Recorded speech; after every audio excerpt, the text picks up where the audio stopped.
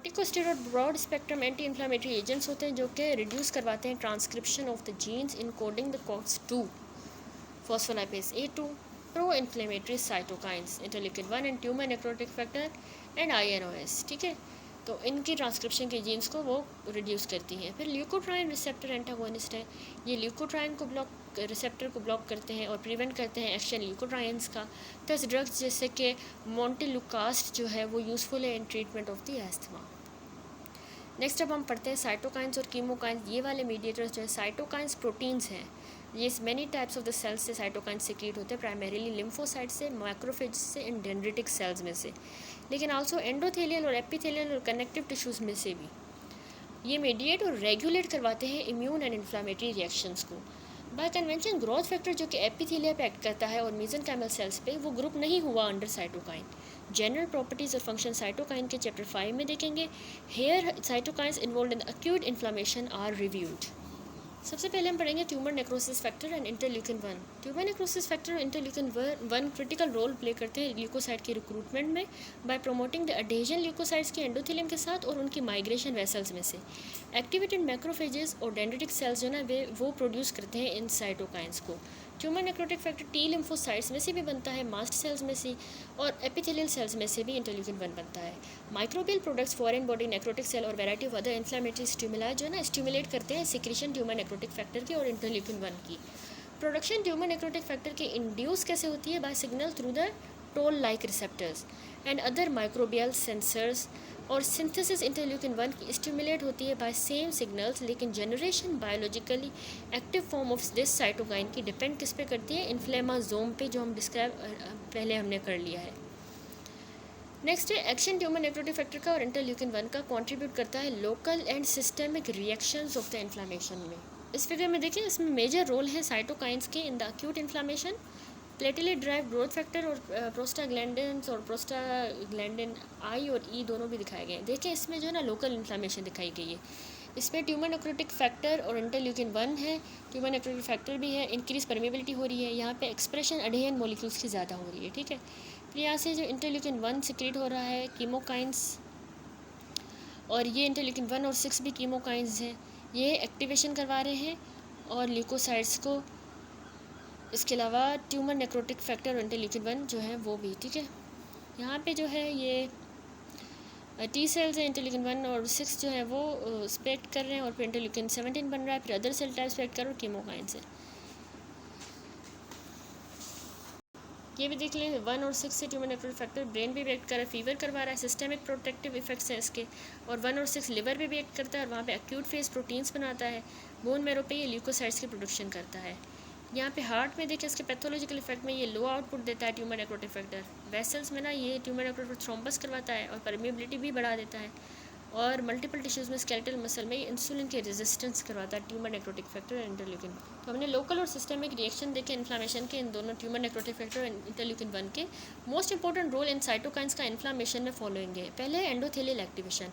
Tumour necrotic factor और interleukin 1 दोनों endothelium पे एक्ट करते हैं और स्पेक्ट्रम ऑफ चेंजेस करवाते हैं, refer to as endothelial activation उसको कहते हैं। इन चेंजेस में क्या होता है कि एक्सप्रेशन एंडोथेलियल अडेन मॉलिक्यूल्स का बढ़ जाता है, जैसे हमने फिगर में देखा, मोस्टली ई और पी सिलेक्टेंस का, लाइगेंड्स का और लाइगेंड्स का भी for the leukocyte integrin. Increase production various mediators की, जैसे including other cytokines and chemokines भी होती है, इकोसिनाइड्स भी, और इंक्रीज प्रोकोगुलेंट एक्टिविटी होती है एंडोथेलियम में। दूसरा, ये एक्टिवेशन करवाते हैं ल्यूकोसाइट्स की और अदर सेल्स की। ट्यूमर नेक्रोटिक फैक्टर ऑगमेंट करता है रिस्पॉन्स न्यूट्रोफिल्स का टू द अदर स्टिमुला जैसे बैक्टीरियल एंडोटॉक्सिन्स, एंड स्टिमुलेट करता है माइक्रोबिसाइडल एक्टिविटी मैक्रोफेजेस की। इंटरल्यूकिन 1 जो है वो फाइब्रोब्लास्ट को एक्टिवेट करता है ताकि वो सिंथेसाइज करे कोलेजन और स्टिमुलेट करवाए प्रोलिफरेशन साइनोवियल सेल्स की और मेसेंकाइमल सेल्स की। इंटरल्यूकिन 1 और 6 जो है ना वो भी स्टिमुलेट करवाते हैं generation subset of CD4 plus helper T cells की, जिसको टी हेल्पर 17 कहा गया है, जिसको हमने पहले दिखाया। दूसरा, सिस्टेमिक अक्यूट फेज रिस्पॉन्स होता है। सिस्टेमिक अक्यूट फेज रिस्पॉन्स, उसमें क्या होता है कि इंटरल्यूकिन 1 और tumour necrotic factor as well as जो 6 वाला भी है, ये इंड्यूस करवाते हैं सिस्टेमिक अक्यूट फेज रिस्पॉन्स, जो कि एसोसिएटेड होते हैं किसी इन्फेक्शन या इंजरी के साथ, जिसमें फीवर भी आ जाता है। ये ऑल्सो इम्प्लीकेटेड होते हैं in the pathogenesis of the systemic inflammatory response. Syndrome, जिसको सर्स कहा जाता है, सिस्टेमिक इन्फ्लामेटरी रिस्पॉन्स, जो कि डाइसेमिनेटेड बैक्टीरियल इन्फेक्शन की वजह से होता है सेप्सिस में, and other condition describe later. Tumour necrotic factor energy regulate करता है एनर्जी बैलेंस को बाय प्रमोटिंग द लिपिड और प्रोटीन का कैटाबॉलिज्म, और सप्रेस करता है हमारी एपेटाइट को। इसीलिए sustained production tumour necrotic factor की कंट्रीब्यूट करती है कचेक्सिया, जो कि पैथोलॉजिकल स्टेट है जिसमें वेट लॉस होता है, मसल्स की एट्रोफी होती है, और एनोरेक्सिया जो एक्कम्पनी करता है सम क्रोनिक इन्फेक्शंस और कैंसर्स में। जैसे कि हमने पहले बताया कि ट्यूमर नेक्रोटिक फैक्टर एंटागोनिस्ट भी रिमार्केबली इफेक्टिव होते हैं in the treatment of the chronic inflammation disease में, जैसे कि रूमेटॉइड आर्थराइटिस में, सोरियासिस में, and some type of the inflammatory bowel disease में। एक कॉम्प्लिकेशन इस थेरेपी की है कि इंक्रीज ससेप्टिबिलिटी होती है इसमें माइक्रोबैक्टीरियल इन्फेक्शन की, resulting from the reduced ability macrophages की to kill the intracellular microbes. Although many of these action of the tumour necrotic factor और इंटरल्यूकिन 1 के ओवरलैपिंग होते हैं, इंटरल्यूकिन 1 एंटागोनिस्ट इफेक्टिव नहीं है इतने ज़्यादा, इसीलिए ये ऑब्सक्योर रहते हैं। Also blocking either cytokine has no effect on the outcome of the sepsis, perhaps because other cytokines contribute to this serious systemic inflammatory reaction. Next भी हम कीमोकाइंस देख लेते हैं। तो ये भी मेंबर ऑफ ये फैमिली होती है स्मॉल 8 to 10 kD प्रोटीन्स की, जो कि प्राइमरीली कीमो अट्रैक्टेंट्स की तरह एक्ट करती हैं for the specific type of leukocyte. About 40 different chemokines और 20 डिफरेंट रिसेप्टर्स कीमोकाइंस के आइडेंटिफाई हो चुके हैं। ठीक है, ये जो है ना क्लासीफाई 4 मेन ग्रुप्स में होते हैं अकॉर्डिंग टू द अरेंजमेंट उनके सिस्टीन रेजिड्यू की प्रोटीन्स के अंदर। एक CXC कीमोकाइन होता है, CXC कीमोकाइन, इसका एक अमाइनो एसिड रेजिड्यू होता है separating the first 2 of the 4 conserved cysteine. ये कीमोकाइन एक्ट प्राइमरी न्यूट्रोफिल्स पे करते हैं। इंटरल्यूकिन 8 जो है ना अब CXCL8 कहा गया है, ये टिपिकल है इस ग्रुप का। ये सेक्रेट होता है एक्टिवेटेड हमारे मैक्रोफेजेस में से, एंडोथेलियल सेल्स में से भी, एंड अदर सेल टाइप्स में से भी। एक्टिवेशन और कीमोटैक्सिस किसकी कराएंगे? न्यूट्रोफिल्स की, with limited activity on the monocyte and eosinophils. Most important inducer microbial products के यही होते हैं, और साइटोकाइंस के, mainly interleukin 1 and tumour necrotic factor. दूसरे हैं CC chemokine. First 2 conserved cysteine residues adjacent होते हैं इसको। CC कीमोकाइन में monocyte chemoattractant protein MCP1 and CCL2 eotaxin CCL11 and macrophage inflammatory protein 1 alpha आ जाते हैं। Macrophage inflammatory protein 1 alpha CCL3 mainly ये सर्व करते हैं कीमो अट्रैक्टेंट की तरह मोनोसाइट्स के लिए, और यूजिनोफिल्स बेसोफिल्स के लिए, और लिम्फोसाइट्स के लिए। Although most of the chemokines इस क्लास के ओवरलैपिंग एक्शन होते हैं। यूटैक्सिन सिलेक्टिवली रिक्रूट करता है हमारे यूजिनोफिल्स को, यूटैक्सिन। दूसरे हमारी C कीमोकाइंस। C कीमोकाइन को लैक करता है first and third of the 4 conserve cysteines. C chemokine जैसे कि लिम्फोलैक्टिन XCL1, ये रिलेटिवली स्पेसिफिक हमारे लिम्फोसाइट्स के लिए होता है। फिर है हमारा CX3C। ये कीमोकाइन में 3 अमाइनो एसिड होते हैं between the first 2 cysteine. The only member इस क्लास का है फ्रैक्टलकाइन CX3CL1। ये कीमोकाइन जो है ना 2 फॉर्म्स में एग्जिस्ट करता है। A cell surface bound protein induced on the endothelial cells by inflammatory cytokines that promotes the strong adhesion of the monocytes and the T cells. And a soluble form होती है जो कि drive होती है proteolysis of the membrane bound proteins that is a potent chemoattractant activity for the same cells. फिर chemokine जो है ना मीडिएट करते हैं ये activities by binding to the 7 transmembrane G protein coupled receptors के साथ। ये जो है ना ये रिसेप्टर यूजुअली एग्जिबिट करते हैं ओवरलैपिंग लाइगेंड स्पेसिफिसिटीज़, और ल्यूकोसाइट्स को भी जनरली एक्सप्रेस करते हैं मल्टीपल रिसेप्टर्स, ल्यूकोसाइट्स में भी होते हैं। ये डिटेल में चैप्टर 5 में पढ़ेंगे। तो सर्टेन कीमोकाइन रिसेप्टर्स जो हैं वो को रिसेप्टर्स की तरह भी एक्ट करते हैं। इसके receptor for viral enveloped glycoprotein in the HIV, जो कि एड्स का कॉज है, और थस ये इन्वॉल्व होते हैं in the binding and entry of the virus into the cells. Chemokines लाते हैं प्रोटियोग्लाइकेंस को और डिस्प्ले करते हैं उनको हाई कंसनट्रेशन में हमारी एंडोथेलियल सेल्स पे और एक्स्ट्रा सेलुलर मैट्रिक्स में भी। इसके 2 मेन फंक्शन है। एक तो अक्यूट इन्फ्लामेशन, मोस्ट कीमोकाइन स्टिमुलेट कर देंगे ल्यूकोसाइट्स के अटैचमेंट एंडोथेलियम के पे और एक्ट करेंगे on the leukocytes to increase the affinity of the integrin. ये also serve करते हैं as a chemoattractants, thereby guiding the leukocyte to the site of infection या tissue damage. क्योंकि ये mediate करते हैं aspects of the inflammatory reaction, तो इसलिए इनको sometimes inflammatory cytokines, chemokines भी कहा जाता है. इनकी प्रोडक्शन इंड्यूस होती है माइक्रोब से एंड अदर स्टिमुलाई से. फिर ये दूसरा एक्यूट इन्फ्लेमेशन के अलावा जो है ये मेंटेनेंस करवाते हैं टिश्यू के आर्किटेक्चर की. कुछ कीमोकाइन प्रोड्यूस होते हैं constitutively by stromal cells in the tissues, और इसीलिए इनको समटाइम होम्योस्टेटिक कीमोकाइंस भी कहा जाता है. ये वेरियस सेल टाइप्स में ऑर्गेनाइज होते हैं in the different anatomic region of the tissue, जैसे कि टी एंड बी लिम्फोसाइट्स में, in the discrete areas of the spleen and lymph nodes. Although role chemokines का इन्फ्लामेशन में वेल इस्टेब्लिश है, ये प्रूव हुआ है difficult to develop the chemokine antagonist जो सप्रेस करें इन्फ्लामेशन को. क्यों? क्योंकि functional redundancy of these proteins. Other cytokines acute inflammation में देख लेते हैं. लिस्ट साइटोकाइंस की implicated in the inflammation huge है और कॉन्स्टेंटली ग्रो कर रही है, in addition to the one described earlier. दो रिसीव करते हैं कंसिडरेबल इंटरेस्ट, जिसमें इंटरल्यूकिन 6 आ जाता है जो कि मैक्रोफेजेस में से बनता है एंड अदर सेल्स में से which is involve in the local and systemic reaction. और दूसरा इंटरल्यूकिन 17 जो कि प्रोड्यूस टी लिम्फोसाइट्स से होता है, वो मैक्रोफेजेस एंड टी लिम्फोसाइट्स जो प्रमोट करता है न्यूट्रोफिल्स की रिक्रूटमेंट. इंटरल्यूकिन 6 रिसेप्टर के एंटागोनिस्ट यूज़ किए जाते हैं रियोमाटॉइड आर्थराइटिस में, और इंटरल्यूकिन 17 के एंटागोनिस्ट वेरी इफेक्टिव है हमारे सोरियासिस में एंड अदर इन्फ्लामेटरी डिजीज़ में. टाइप 1 इंटरफेरॉन जिनका नॉर्मल फंक्शन होता है to inhibit the viral replication, contribute करता है कुछ सिस्टेमिक मैनिफेस्टेशंस में, जैसे कि इन्फ्लेमेशन की कुछ सिस्टेमिक मैनिफेस्टेशन में. Type 1 interferon.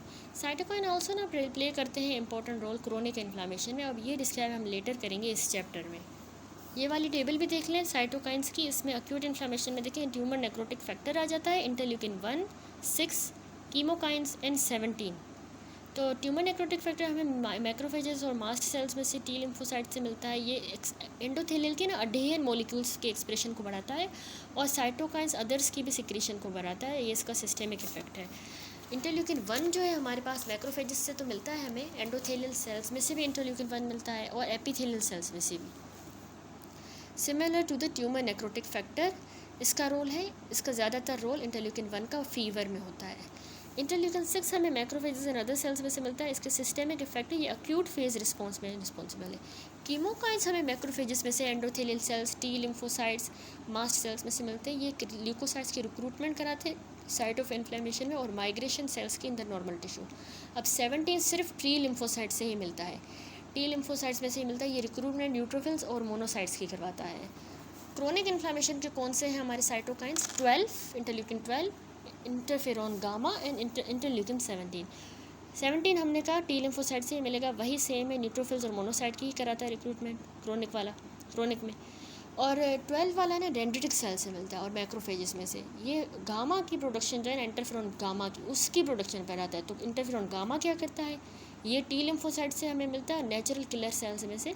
ये मैक्रोफेजेस को एक्टिवेट करता है, उनकी काबिलियत कि वो किल करें माइक्रोब्स को, ट्यूमर सेल्स को, वो उसकी काबिलियत इंटरफेरॉन बढ़ाता है मैक्रोफेजेस की. नेक्स्ट हम स्टार्ट करेंगे कॉम्प्लीमेंट सिस्टम. कॉम्प्लीमेंट सिस्टम हमारा कलेक्शन है सॉल्यूबल प्रोटीन्स का और उनके मेम्ब्रेन रिसेप्टर्स जो कि फंक्शन करते हैं मेनली होस्ट डिफेंस पे अगेंस्ट द माइक्रोब्स और उनका पैथोलॉजिक इन्फ्लामेटरी रिएक्शन के खिलाफ. मोर देन 20 कॉम्प्लीमेंट प्रोटीन्स हैं, सम ऑफ विच जो है ना नंबर हुई है C1 थ्रू C9. ठीक है. इनका फंक्शन इन्नेट में, दोनों में इन्नेट और एडाप्टिव इम्यूनिटी में होता है for the defence against the microbial pathogen. In the process of the complement activation several cleavage products of the complement proteins जो कि एलोबोरेट हुई हैं कॉज कराती है increased vascular permeability. Cleavage products उनके कीमोटैक्सिस भी करवाती हैं और ऑप्सोनाइजेशन. एक्टिवेशन और फंक्शन कॉम्प्लीमेंट का आउटलाइन हुआ है इन फिगर 3.11 में. यह है फिगर 3.11. इसमें देखें एक्टिवेशन और फंक्शन है कॉम्प्लीमेंट सिस्टम का. एक्टिवेशन कॉम्प्लीमेंट की बाय डिफरेंट पाथवे लीड करती है क्लीवेज C3 की. फंक्शन कॉम्प्लीमेंट सिस्टम का मीडिएट होता है by the breakdown product of the C3 and other complement proteins and by membrane attack complex MAC. Complement proteins present होती हैं inactive forms में plasma में, और मैनी ऑफ देम जो है वो एक्टिवेट होती हैं to become the proteolytic enzyme जो डिग्रेड करेंगी अदर कॉम्प्लीमेंट प्रोटीन्स को और थस एक एंजाइमेटिक कास्केड बनाएंगी जो कि कैपेबल है of tremendous amplification. Critical step complement activation का होता है proteolysis of the third and most abundant component C3 की प्रोटियोलाइसिस। क्लीवेज C3 की होती है one of the three pathway से। एक होता है क्लासिकल पाथवे जो कि ट्रिगर होता है by fixation of the C1 and किसी एंटीबॉडी के साथ या IgG या IgM के साथ जो कंबाइंड हो विद द एंटीजन, ठीक है। फिर दूसरा होता है अल्टरनेटिव पाथवे, वो ट्रिगर होता है बाय माइक्रोबियल सरफेस मॉलिक्यूल्स के साथ जो कि एंडोटॉक्सिन भी हो सकता है या lipopolysaccharide, complex polysaccharides and other substances in the absence of the antibody. तीसरा होता है लेक्टिन पाथवे। लेक्टिन पाथवे में जिसमें plasma mannose binding lectin bind कर जाते हैं कार्बोहाइड्रेट्स माइक्रोब्स के साथ और डायरेक्टली C1 को एक्टिवेट करेंगे। ये सारे पाथवे कॉम्प्लीमेंट एक्टिवेशन के लीड करते हैं to the formation of the enzyme जिसको कहा जाता है C3 कन्वर्टेज, जो स्प्लिट करता है C3 को दो फंक्शनली डिस्टिंक्ट फ्रेगमेंट्स में, C3A में और C3B में। C3A रिलीज़ होता है और C3B जो है वो कोवलेंटली अटैच हो जाता है सेल के साथ या मॉलिक्यूल के साथ जहाँ पे कॉम्प्लीमेंट एक्टिवेट हो रहा है और C3A रिलीज़ हो जाता है। मोर C3B फिर बाइंड करता है प्रीवियसली जनरेटेड फ्रेगमेंट्स के साथ टू फॉर्म C5 कन्वर्टेज जो क्लीव करेगा C5 को to release C5A and leave C5B attach to the surface. अब C5B जो है वो बाइंड करेगा late component C6 to C9 के साथ और culminating in the formation of membrane attack complex बनेगा मैक जो कंपोज्ड है मल्टीपल C9 मॉलिक्यूल्स का। उसके बाद एंजाइम एक्टिविटी जो है of the complement protein provide करती है ट्रेमेंडस एम्प्लीफिकेशन जो कि millions of the molecule C3B के डिपॉजिट हो जाते हैं on the surface of a microbe 2 से 3 मिनट के अंदर।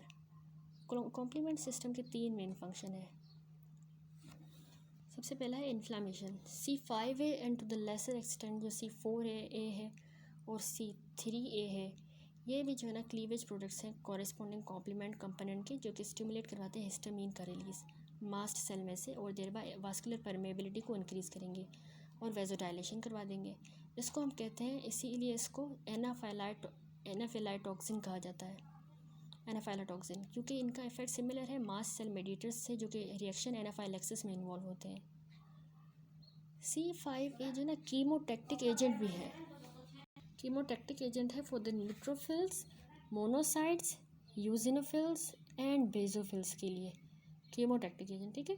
इन एडिशन C5A ना लाइपोऑक्सीजनेज पाथवे को भी एक्टिवेट करता है of the arachidonic acid metabolism in the neutrophils and the monocytes जिसकी वजह से मोर इन्फ्लामेटरी मेडिएटर्स रिलीज़ होते हैं।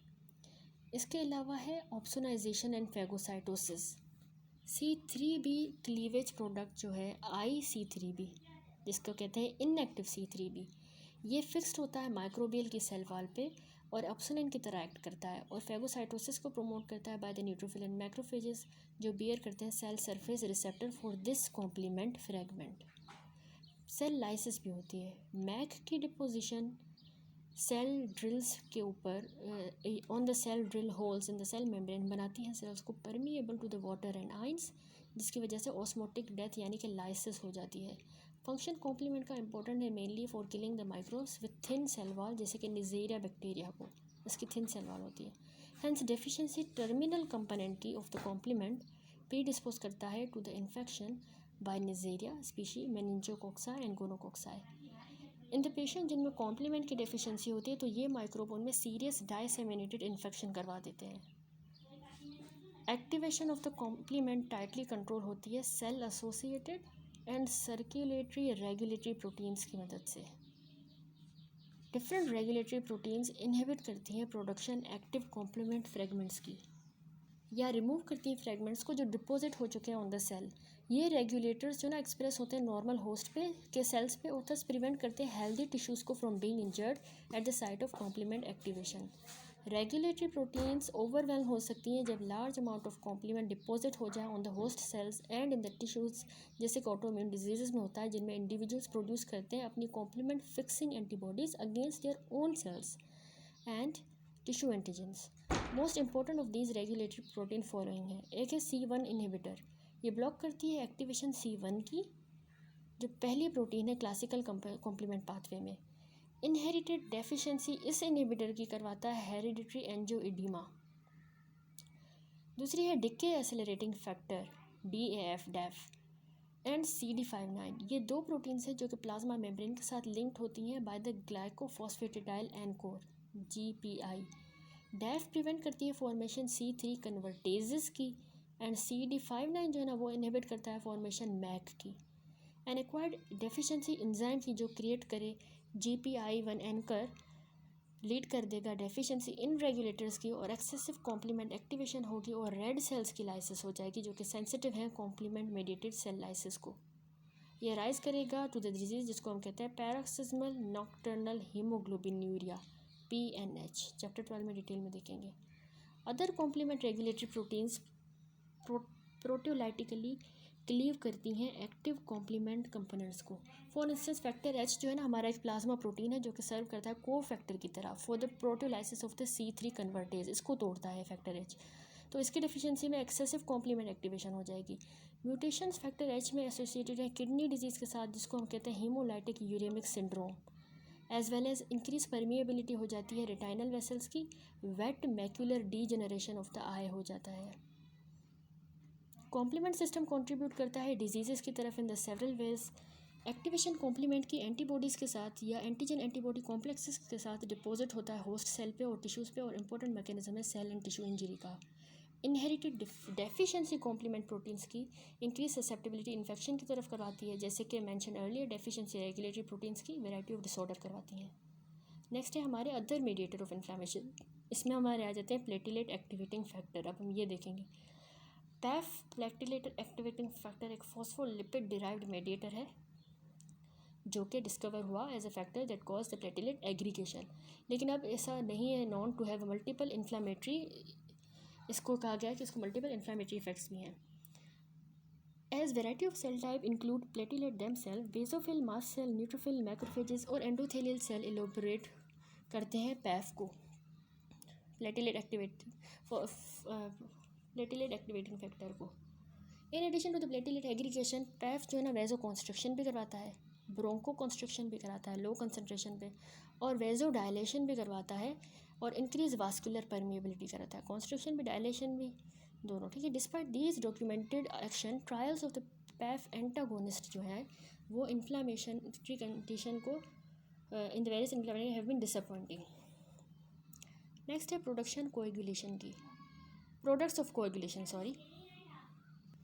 स्टडीज़ परफॉर्म की गई more than 50 years ago suggest किया कि इनहिबिटिंग द कोएगुलेशन रिड्यूस कर देता है इन्फ्लामेटरी रिएक्शन को टू द सम माइक्रोब्स, जिसकी वजह से lead to the idea that coagulation और इन्फ्लामेशन लिंक्ड प्रोसेसेस हैं।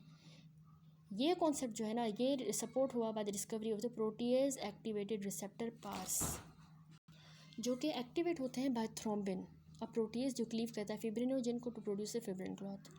तो इससे ये पार्स एक्टिवेट होता है। पार्स जो ना एक्सप्रेस ल्यूकोसाइट्स में होते हैं जो सजेस्ट करता है इनका रोल इन्फ्लामेशन में, लेकिन इनका क्लियरेस्ट रोल प्लेटिलेट्स में होता है जिसमें ये थ्रोम्बिन की एक्टिवेशन करते हैं of a PAR known as thrombin as a thrombin receptor is a potent trigger of the platelet aggregation during the process of clot formation. Chapter 4 में डिटेल में देखेंगे। इनफैक्ट ये डिफ़िकल्ट है to dissociate clotting and inflammation, क्योंकि virtually सारे forms of tissue injury जो lead करती हैं क्लोटिंग की तरफ आल्सो इंड्यूस करती है इन्फ्लामेशन कॉज कराती है चेंजेस एंडोथेलियल सेल्स में जो इंक्रीज कर देता है लाइक्लीहुड ऑफ एबनॉर्मल क्लॉट यानी थ्रोम्बोसिस। वेदर प्रोडक्ट कोगुलेशन के पर से उनको सिग्निफिकेंट रोल है in the stimulating inflammation is not establish. Kinins अब देख लेते हैं। काइनेंस क्या है? ये वेजो एक्टिव पेप्टाइड होते हैं जो कि ड्राइव कहाँ से होते हैं? प्लाज्मा प्रोटीन्स में से, यानी कि काइनिनोजिन्स में से, by the action of the specific proteases जिसको कैलिकाइरेंस कहा जाता है। कैलिक्रेंस एंजाइम कैलिक्रेन क्लीव करेगा प्लाज्मा के ग्लाइकोप्रोटीन प्रीकर्सर को हाई मोलिकुलर वेट काइनिनोजिन को और ब्रेडिकाइनिन बना देगा। ब्रेडिकाइनिन वास्कुलर परमिएबिलिटी को बढ़ाता है और कॉन्ट्रैक्शन कराता है स्मूथ मसल की, डायलेशन लेकिन ब्लड वेसल की कराएगा। पेन होगा जब इंजेक्ट करेंगे हम इसको स्किन में। अदर इफेक्ट सिमिलर है हिस्टामिन की तरह। एक्शन ब्रेडिकाइनिन का शॉर्ट लिव होता है, क्योंकि ये क्विकली इनएक्टिवेट हो जाता है by the enzyme kininase. Bradykinin implicate हुआ as a mediator in some form of allergic reaction, जैसे कि एनाफाइलैक्सिस में। दूसरा भी देख लेते हैं, न्यूरोपेप्टाइड। ये कहाँ से सिक्रेट होते हैं? सेंसरी नर्व से और वेरियस ल्यूकोसाइड्स में से भी। इनका मेजर रोल होता है initiation and regulation of the inflammatory response.